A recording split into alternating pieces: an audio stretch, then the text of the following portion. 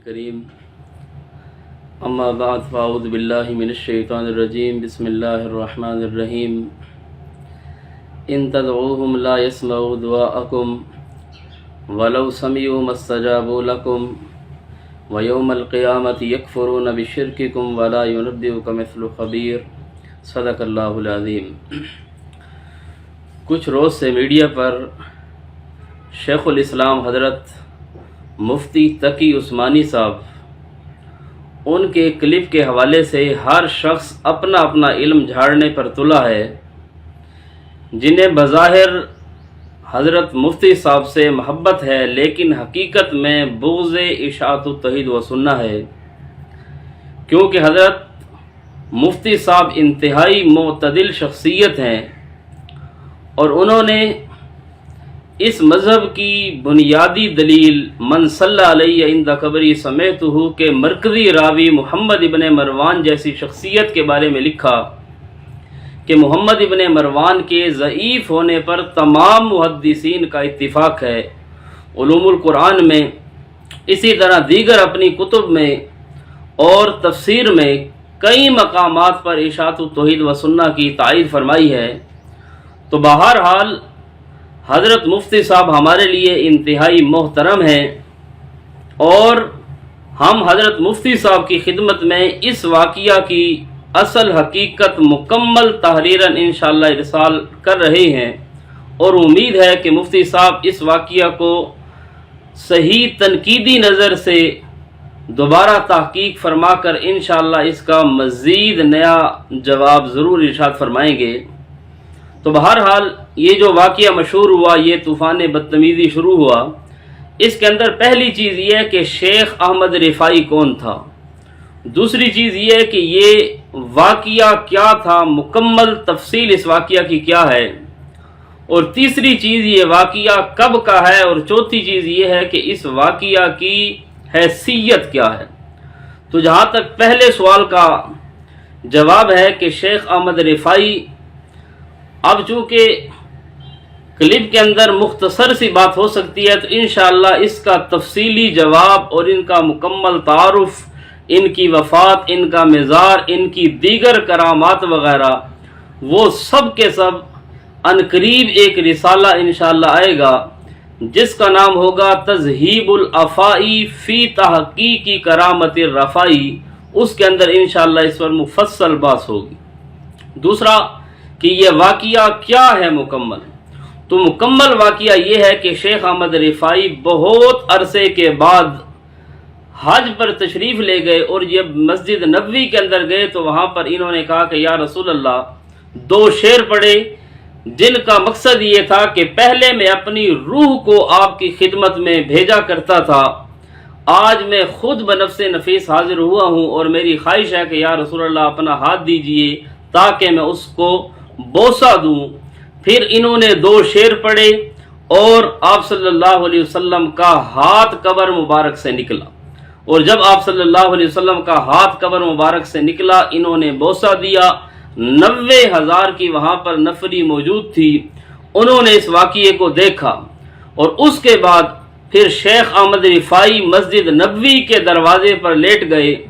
اور انہوں نے سب کو کہا کہ ایک ایک کر کے میرے اوپر پاؤں رکھ کر گزرتے جاؤ، کہیں اس کرامت کی وجہ سے میرے اندر کبر پیدا نہ ہو جائے، کہیں میرے اندر تکبر پیدا نہ ہو جائے۔ تو سامعین محترم، اب یہ پورا واقعہ ہے جو بیان کیا گیا، علماء بیان کرتے ہیں، تو اس کے اندر کئی چیزیں ہیں۔ پہلی چیز یہ ہے کہ کرامت کے اندر ولی کا اختیار نہیں ہوتا، اور یہاں پر اس ولی اللہ کا مطالبہ ہے امام الانبیاء سے کہ یا رسول اللہ ہاتھ نکالیے، اور پھر انہوں نے جو دو شعر پڑھے۔ اب ان حضرات کا نظریہ یہ ہے جو بظاہر اس چیز پر واویلا کرتے ہیں کہ نبی علیہ السلام صرف درود و سلام سنتے ہیں، اور یہاں پر اس کرامت کو بیان کر کے عرض یہ کرنا چاہتے ہیں کہ آپ نے شعر بھی سن لیے، اور شعر سن کر پھر اس کے مطالبہ کو آپ نے پورا کیا، ہاتھ نکلا اور آپ نے بوسہ دی۔ اب یہاں پر سوچنے کی بات ہے کہ آپ صلی اللہ علیہ وسلم کا پیارا ہاتھ وہ عام انسانوں کی طرح تھا، تو اب وہ کس طرح ہاتھ نکلا، حالانکہ امام الانبیاء کی قبر کا پردہ بھی تھا، پھر حضرت امی عائشہ رضی اللہ تعالی عنہ کی حجرے کا پردہ بھی تھا، عمر ابن عبدالعزیز والی وہ دیوار بھی تھی، ان ساری دیواروں سے کتنا لمبا وہ ہاتھ ہوگا، کس طرح نکلا، نعوذ باللہ وہ خود ہی اس چیز کا جواب پھر جانتے ہیں۔ اور پھر اگلا مسئلہ کہ امام الانبیاء کو جو حجرہ شریف تھا وہ اتنا مختصر تھا کہ وہاں پر جب آپ صلی اللہ علیہ وسلم کے جنازے کا وقت ہوا تو چند صحابہ جا کر جنازہ پڑھتے رہے،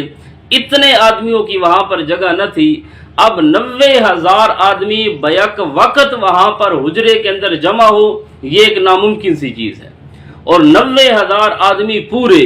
تو یہ کس پٹواری نے وہاں پر بیٹھ کر گنے تھے کہ 90,000 ہیں، نہ کم ہیں نہ زیادہ ہیں،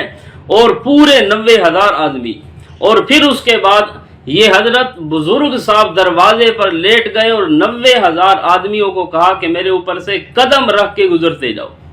اور ایک قول میں تو 1,20,000 آدمیوں کا مجمع تھا۔ اب ہمارا سوال صرف یہی ہے بڑی پیار اور محبت سے کہ ایک آدمی اگر اس بزرگ پر قدم رکھ کر نکلے تو کم از کم اگر آپ 2 سیکنڈ بھی لگائیں، حالانکہ 2 سیکنڈ اس وقت کی کوئی اہمیت نہیں ہوتی، صرف سوئی کی 2 ٹک ٹک ہوتی ہے، اگر 2 سیکنڈ بھی ایک آدمی لگائے بزرگ پر پاؤں رکھ کر گزرتے ہوئے تو 90,000 آدمیوں کے لیے کم از کم اس آدمی کو 48 گھنٹے لیٹنا پڑا ہوگا۔ تو بزرگ 2 دن لیٹے رہے، نہ نماز پڑھی، نہ وضو، نہ غسل، اور نہ کھانا پینا، نہ پیشاب، نہ کچھ۔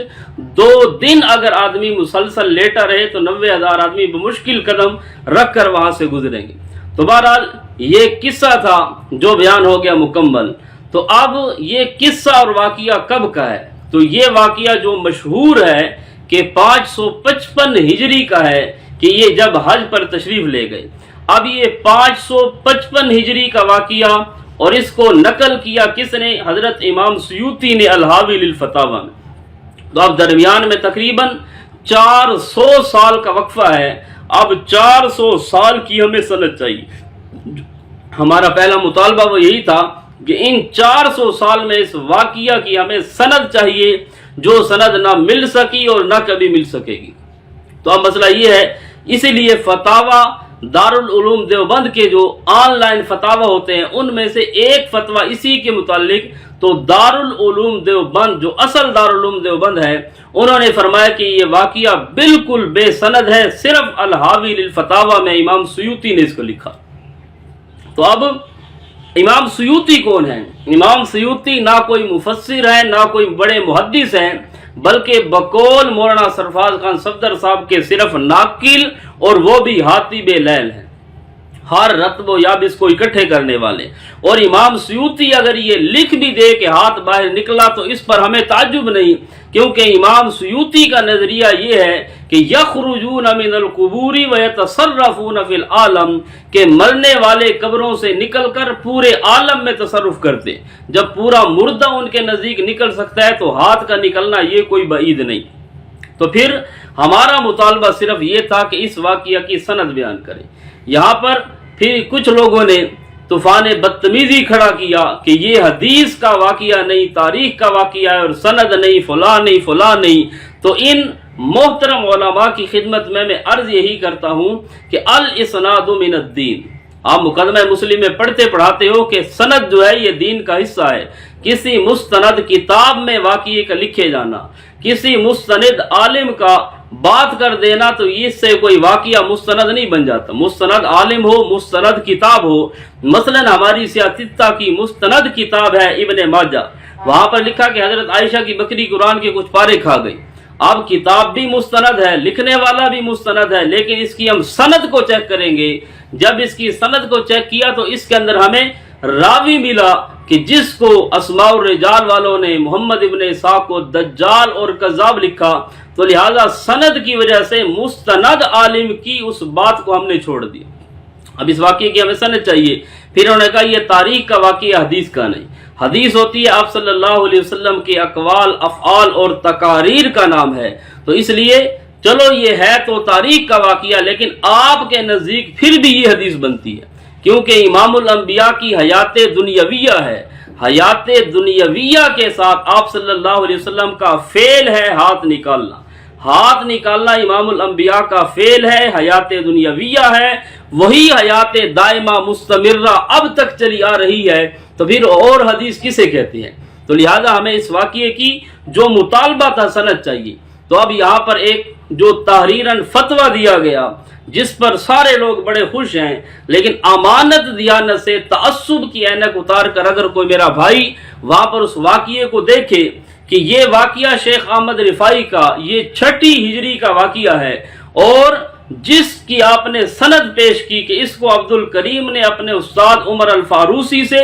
نقل کیا، تو وہ 7ویں صدی کا ہے، اور درمیان میں تقریباً 60-70 سال کا فرق ہے صرف. یعنی ایک بندے نے یہ واقعہ نقل کر دیا، یہ آپ کی سند بن گئی، اور یہ پھر متواتر بھی بن گئی. اب سوچنے کی بات ہے کہ اتنا قصہ عجیب واقعہ تھا، عجیب قصہ تھا، خرق عادت چیز تھی، 90,000 وہاں پر بندے بھی موجود تھے، لیکن اس کو نقل کرنے والا صرف ایک آدمی، اپنے استاد سے نقل کرنے والا ایک آدمی. اس کو سند کہتے ہیں، اس کو تواتر کہتے ہیں. کچھ شرم بھی آدمی کے اندر ہونی چاہیے، کچھ امانت دیانت بھی ہونی چاہیے میرے بھائیوں. علماء کرام ہو، مرنا ہے اللہ کے سامنے، پھر جواب بھی دینا ہے. اب ایک آدمی کا بس 6 کا قصہ اور 7ویں کا ایک آدمی کو آپ نے پیش کر دیا کہ جی ہم نے آپ کا مطالبہ پورا کر دیا، اور یہ سند آ گئی.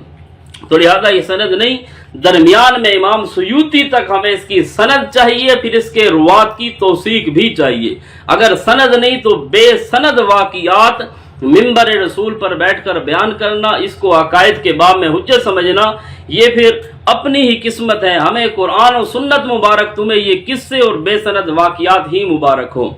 دوسری چیز یہ ہے، پھر آپ نے اعتراض کیا کہ اگر یہ اعتراض ہمارے اوپر ہے تو حضرت علامہ شیخ سجاد بخاری نے اپنی تفسیر میں لکھا، اقامت البرہان میں جو ہدایت الحیران کا جواب تھا، اس کے اندر یہی واقعہ انہوں نے بھی لکھا. اگر ہمارے اوپر فتویٰ بازی ہے، فلاں ہے، تو یہ ان پر بھی ہوگی. تو اس بارے میں بھی عرض خدمت یہ ہے کہ اگر آپ مہربانی کر کے اقامت البرہان اٹھا لیں، وہاں پر بھی یہ دراصل جواب ہے عبد الشکور ترمذی صاحب کی جو کتاب ہے ہدایت الحیران. اس میں انہوں نے لکھا کہ مرنے کے بعد حیات جسمانی ہوتی ہے، صرف حیات جسمانی نہیں بلکہ میت کے اندر حرکت اور جنبش بھی ہوتی ہے. میت کے اندر حرکت اور جنبش کا انہوں نے اس بات کیا، اور غالباً ان کا اشارہ اسی ہاتھ نکالنے والے واقعے کی طرف تھا. تو اس لیے علامہ سجاد بخاری نے بنا بر تسلیم کہ اگر آپ کا یہ قصہ اور واقعہ ہاتھ نکالنے والا تسلیم کر بھی لیا جائے، پہلی چیز تو ہے نہیں، یہ نہیں لکھا کہ انہوں نے یہ واقعہ ہے اور ہمارا عقیدہ ہے، وہ بنا بر تسلیم ہے کہ اگر بالفرض آپ کی بات مان بھی لی جائے. تو پھر انہوں نے علامہ درویش کے حوالے سے لکھا کہ انہوں نے فرمایا کہ یہ آپ صلی اللہ علیہ وسلم کا حقیقی ہاتھ نہیں تھا بلکہ مثالی ہاتھ تھا. تو مثالی ہاتھ کا نکلنا، اور آپ کا عقیدہ یہ ہے کہ حقیقی ہاتھ اور حقیقی جسم جو ہے اس کے اندر حرکت اور جنبش اپنے ارادہ کے ساتھ ہوتی ہے. تو تمہاری دلیل پھر بھی نہیں بنتی کیونکہ تقریب تام نہیں. تو یہ بنا بر تسلیم تھا، اور تمہارے نزدیک جس میں مثالی مرزائیوں کا عقیدہ ہے، تو تمہارے نزدیک علامہ درویش جس نے مثالی ہاتھ کی بات کی، تمہارے نزدیک وہ اسلام سے بھی خارج ہوگا. تو علامہ سجاد بخاری صاحب نے دراصل یہ بے سند واقعہ جو ذکر کیا، ٹھیک ہے سند نہیں ذکر کی، لیکن یہ بنا پر تسلیم ہے، الزامی جواب کے طور پر ذکر کیا. پھر اگلی چیز ہم نے عرض کیا تھا کہ فتاوی اللجنہ اور فتاوی علماء البلد الحرام، اس میں اس واقعے کے متعلق لکھا جو لوگ مکہ میں، مدینہ میں، جن کی پوری زندگی وہیں گزری، جن کے آباء و اجداد وہیں گزرے، جو آج بھی مسجد نبوی اور بیت اللہ حرمین شریفین کے خادم ہیں، ان سے اللہ تعالیٰ خدمت لے رہے ہیں، وہ اس واقعے کے متعلق کیوں لکھتے ہیں کہ یہ جو واقعہ ہے کہ ان النبی صلی اللہ علیہ وسلم اخرج یدہ لبعض من سلم علیہ، یہ جو واقعہ ہے یہ غیر صحیح بل ہوا وہم و خیال لا اساس لہ من الصحت، یہ وہم اور خیال ہے، اس کی صحت کی کوئی بنیاد ہے ہی نہیں سرے سے.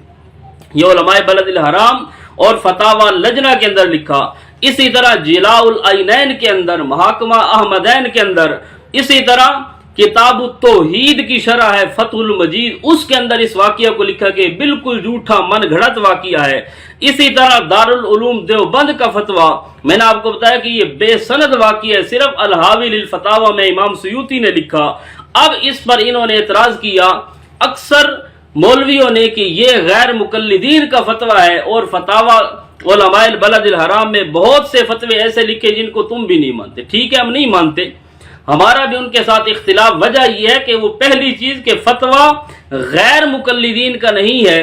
یہ اگر آپ کی تسلی کے لیے صرف اور صرف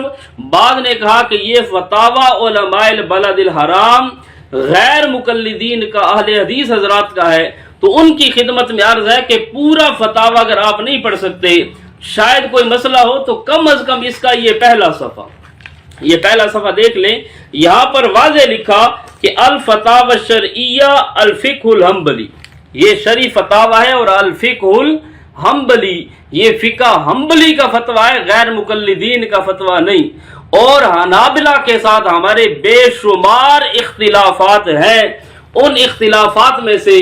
جن کا آپ نے چند کا ذکر کیا کوئی مسئلہ نہیں ہوتا ہے، اور جو طلاق والے مسئلے پر آپ نے کہا کہ ان کے نزدیک یہ ہے کہ 3 طلاقیں جو ہیں وہ ایک ہوتی ہیں، یہ علماء البلد الحرام پر آپ نے سری جھوٹ بولا۔ یہ فتاوی علماء البلد الحرام ہے، یہاں پر واضح لفظ ہیں